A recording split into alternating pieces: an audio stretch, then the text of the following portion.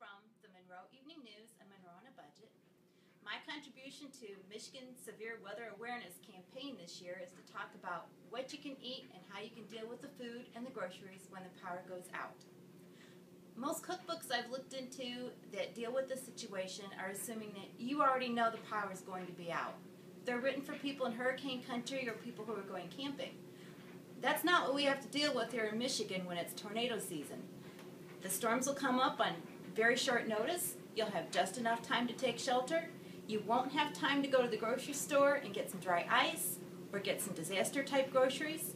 And after the storm, it may not be safe to go anywhere. So how do you deal with that? I'll show you. That's why the first things you're going to eat after the storm takes the power out is going to be based on whatever you won't be able to save. The refrigeration is only going to last about 4 hours. So have a ham sandwich, drink the milk, have a piece of cheese. Those are the things you're not going to be able to do much with. The things that you will be able to save from the groceries that are normally kept cold will include the breads, will include the bagels. Your pop will be fine. The jelly will be fine. I'll have a list at the end of this video where you can go to find out more about what you can save and what you can't.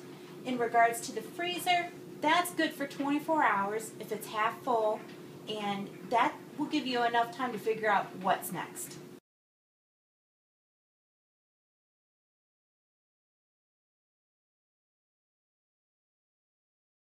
The budget-friendly detail to remember is to stock up only on foods that your family really would eat. People are going to want comfort foods, not weird foods when they're already stressed out because there's no power and they can't do anything and they can't play their games and they can't call people. So here's some examples. On the powdered milk, you're going to see powdered milk on a lot of disaster food lists. Honestly, we're not going to drink very much of it, but I'll get a little bit, just 1 quart, that's all I'm keeping in my house. On the other hand, I know I'm going to want some coffee. So I've got coffee, instant coffee, in a tin. All I'm going to need is hot water. You're really going to be able to do quite a bit as long as you can heat up water, or you can cook on something like a camp stove or a solar cooker or an outdoor griddle. You'll be able to make macaroni and cheese. You can take the Spam, mix it into the macaroni and cheese. There's a casserole. You can take some tomatoes, canned fruit. You'll be able to do quite a bit. Pasta you can boil on a stove. The thing of it is, just remember, you're going to want something that you can cook on a stovetop.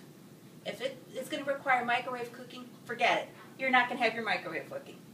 Thanks a lot.